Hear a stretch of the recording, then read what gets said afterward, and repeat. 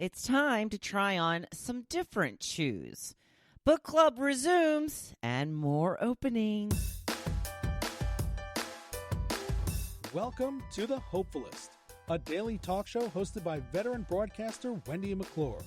Join Wendy each day as she shares her life lessons that transformed her from perpetual pessimist to the ultimate hopefulist. The perfect morning show to get you caught up on the day's top stories while sharing insights that will lead to positive transformation and bring out the hopefulist in you. For more inspiration, visit hopefulist.com. And now, here's your host and hopefulist, Wendy McClure. Hello and welcome to a Cocktail Friday. It is June 19th, 2020, day 278 of Gotta Get on Ellen. I'm going to be begging throughout the summer, I guess, and hopefully maybe in the fall. Maybe in the fall, she will take some pity on me. We shall see. I will keep you posted. Very exciting day yesterday. Our book club resumed. It was outside. I was the hostess with the mostess. It was such an easy book club to host because it was outside. And typically when you host book club, you put out some snacks, some food, some wine, all kinds of things. The last time I did that, I had a small gathering of some friends. I think there was about 6 or 7 of us. We were getting together to talk about Ozark. And I made up some cheese and crackers and put some nuts out. And not one person touched it. Not one person even touched it. Again, I guess because of the COVID thing, they were worried I had the COVID cooties. I don't know. But I told the woman I was discussing with whether we were going to have book club, I said, I'm not putting out any snacks because I went through all this trouble last time and I had to throw it all away. So everybody was to bring a chair, your own beverage, and, a snack if you wanted one. So I did go out, and I got waters, and I got some of those little tiny bags of chips and stuff. Like, I got, a variety pack of Doritos, regular Lay's chips, Ruffles. What else is in there? Like Cheetos, Fritos, that kind of thing. So I put a big selection of those out, along with some little candies that I had that are individually wrapped. I had some York peppermint patties because I keep them on hand. Same thing for the little Take 5 bars, which a couple of people had never had before, and I certainly turned them on to it because, as my husband says, it is the perfect candy bar. So other people brought snacks as well. Ironically, I came inside the house with more snacks than I left the house with. Other people brought goldfish and Ritz crackers and all kinds of stuff. There's even a bag of Funyuns. I was sure my husband was going to take that to work with him today. I don't know. Should I save it for my husband or should I rip through those bad boys myself? Funyuns. How often do you get to eat Funyuns? Maybe I'll save it and we'll have it for happy hour tonight. We can share it. No promises though, babe. No promises. So it was a very nice discussion. We discussed 2 books since it's been so long since we've had a book club discussion. And then I got to pick the next selection, which I'm very excited about. My niece, Samantha, suggested the book to me, and I loved it. And if you want to read a great thriller, The Silent Patient, I don't remember the name of the author. It's like Alex Malinsky, or that's not it, but it's Alex, and it's a long last name. It's a very popular book right now. So I'm very excited for the next book club to see what everybody thinks of my choice. There's so much pressure when you choose the book, but yet I really wanted to choose the book because I want to hear other people's opinions on it. I'm in a group on Facebook called Which One Do I Read Next, or something like that. It's a huge book group. There's 20,000 people in it. And I was just shocked at how many people did not like this book. I'm like, what is wrong with you? How could you not like this book? So we'll see what the people in my own personal book club feel about it next month. When I came in from book club, there was a special on, and it's funny, they've been kind of promoting it all week long. A 1-hour special on our local news. It's their 50th anniversary. If you're in the Philadelphia area, it's Channel 6 Action News. And, you know, if you've lived in the area, you have to know about it. Jim Gardner has been the lead anchor since, I believe they said 1977. So they've been on for 50 years, and he's been the anchor for 43 of them. Crazy. Just crazy. Because they're as old as me. We're the same age. But I really kind of thought it was going to be silly, but I got drawn in. I missed like the first 15 minutes, but it was really good. They covered some of the biggest stories. They covered the reporters and the promos that they've used over the years, the theme song, and how when they tried to change the theme song back in the late 90s, they said they got calls and calls and calls complaining. Within a week, they had the old theme song back. Now, they were talking about some of the promos. You know, one of the big ones for this particular news station was there's that news van again. But some of the other ones, and this is my favorite. I remember my sister was in town, and I pulled it up on YouTube for her. I'm like, you've got to watch this promo. They have a sports guy. His name is Deuces Rogers, and it's spelled like D-U-C-I-U-S, something like that. And they did this promo on him about how people have always mispronounced his name ever since he was a kid. One of the scenes that they shot was like a teacher calling out names on the first day of school, and she's like, Duckus Rogers, and they show him, well, they show a little black boy with a little afro dressed in a Michael Jackson leather jacket, and he's just got this smile on his face. He's like, it's Deuces. And they go on to show all of these people mispronouncing his name throughout his lifetime. It's one of the funniest promos you'll ever see. If you do want to check it out, go to YouTube and just put in, like, you know, Deuces Rogers promo or something with his name. I'm sure that you'll be able to find it. It is one of my favorite promos of all time. So I was very surprised at how much I did enjoy it. And if you get a chance to see a rerun of it or what have you, I would highly recommend it. If you, of course, lived in the Philadelphia area. If you live in New York or, you know, whatever, you wouldn't care. But yeah, some of the memories, and then just seeing some of the reporters when they started, so different. I was shocked to learn that the morning team that they have right now, the four of them have been together doing this show for 15 years. Oh, I can't believe it's been that long. You know, it's funny, too, because Tamala Edwards, who is on the morning program, I remember watching her on World News Now. If you're an early bird like me, you know that's the news program that comes on at like 3:30 or 3 o'clock in the morning. And I remember watching her in the early 2000s on that network news program. And then not long after that, she came to Philadelphia. I also remember watching David Muir on that morning news program, who is now obviously, and has been for quite some time, the anchor of the World News Tonight show. So, you know, that's always like the little starting block for a lot of people. And I've probably rambled on way too long about this, so I'm sorry if I am boring you. Things are starting to open up.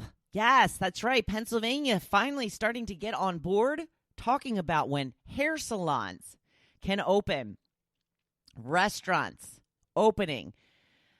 Pennsylvania is a little ahead of New Jersey, where we have absolutely no plans to open indoor dining. Only takeout and outdoor dining is approved for the time being. I would love to go back inside of a restaurant. I'm not trying to be greedy. I don't know. We haven't been out to a restaurant yet. We probably will try to hit somewhere this weekend. The problem is going to be, it's going to be insane. There's going to be people everywhere because everybody is just jonesing to get out. But the thing is, you know, and I love to go out to eat, don't get me wrong, but what I really want to do, and I don't mean to complain, but what I really want to do is go to my favorite dive bar hangout, have a few drinks, see some of my friends, play some music on the jukebox, and their outdoor dining is not going to supply me with any of that. My favorite dive bar, I don't go there for the food. I go there for the atmosphere, for the music, for the running into friends. I don't know. Someday things will be back to normal. I hope. Moving on to today's topic. I didn't get many people to answer this question, and I'm not that surprised, to be honest with you, because I wanted to hear from you. Have you ever done something that you still feel bad about years later? The one that I had put for myself was, I was working the front counter at an ice cream place at the mall. Yes, it was Friendly's. A man asked if it was too late to get an ice cream cone. We closed at 9:30. It was probably like 9:35. And I was like, oh, no, I'm sorry. Yeah, we're closed. And he just walked away so dejected. I was like looking after him. I'm like, oh, the poor guy just wanted an ice cream cone. And I totally could have given him one. I mean, I totally could have given him one. And I still feel guilty about this. It was like 20 years ago. It's crazy. It's crazy. Another thing that I still feel bad about, and this happened when I was a child. My sister and I, we must have had friends over, or she was having a sleepover, or I'm not sure, but we made this big batch of popcorn. We had a big popcorn popper, and that was our snack growing up. We had popcorn all the time. That was our big snack go-to, and we would always fight over it. We would fight over the big bowl. The three of us, me, my sister, and brother, would sit down on the living room floor, each on a corner, and we would just eat the popcorn. And for some reason, I don't know if we just weren't feeling the popcorn or whatever, but we decided to play a joke on my brother. And we wet the popcorn. We not enough that you could actually see it, but obviously when you tasted it. So we went to give my brother the big, huge bowl. It was like half full or something of popcorn. And he's like, all of this popcorn for me? He was so excited. And then he's like, oh, it's wet. I just still feel bad about that. He was so excited. It was like, all this, so the kindness that we were showing him. He's like, all of this for me? And then bam. So mean. I know. I can't believe I still feel guilty about this stuff years later, but I do. I'm sorry, Joe. I've told him about this before. I know I think about it way more often than he does. And I'm sure the guy that I did not give an ice cream cone to has never thought about it again. It's stupid. It's ridiculous. It's beyond ridiculous. But I still feel a little guilty about it. Now, Marcy was brave. She told me an instance. She said, I made my son give back a Pokemon card a playmate had given him, and he cried. This was about 14 years ago, and I still feel guilty about it. Michelle says, one time I was hitting my little sister in the face with a huge ice ball at the bus stop. I got in trouble at school and at home. That is my sister, so I was the one getting pelted with the ice ball. So I asked, you feel bad for getting in trouble or hurting your sister? And she said, oh, well, hurting my sister, of course, with a goofy face. Yeah. I'm not so sure about that. A couple people gave me a too many to count or a yep, but no stories. You know, just giving a yes or no answer is not really what I'm looking for. I want a story. I want to tell people. I want to talk about it. So there you go. There's some of the people who fessed up and told us their story that still makes them feel guilty years and years later. Today's blog post is about compassion. It's time to put yourself in another's shoes. As we continue to focus on gratitude, part of that is having some compassion. When we see people who are different than us, I think it's natural to shy away. We tend to judge situations we don't fully understand, dismissing it as just wrong, such as homosexuality, transgender, and even those who merely look different from us. It's so easy to sit back and judge. But it is when we get close to someone in one of those situations that we finally want to learn and have a better understanding. Did you ever notice that? My mother was, and you know, this was her generation. I'm not saying anything about her, but she was very anti-gay until her niece came out as a gay person. Then all of a sudden it wasn't as bad as she thought it was. And I'm not making any judgments about either situation. I'm just saying that once you know someone personally, you're not as harsh. You don't judge. Not in the way that you did before. But along with compassion comes empathy. And I have said many times, that is an area I struggle with. I feel I'm compassionate, but it is sometimes tough for me to put myself in another shoes. Now, to truly understand what people go through, that is different from my experience. That's the problem that I kind of struggle with, but I've been working on it. I want to be better, and the way to start doing that is to truly put yourself in someone else's shoes. It's easy for us to sit back and judge, say, a woman who stays in an abusive relationship, dismissing it because, well, she chooses to stay there.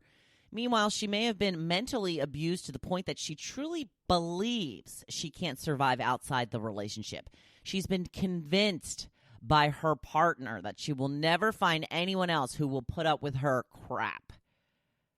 I've actually heard that from several boyfriends in my lifetime.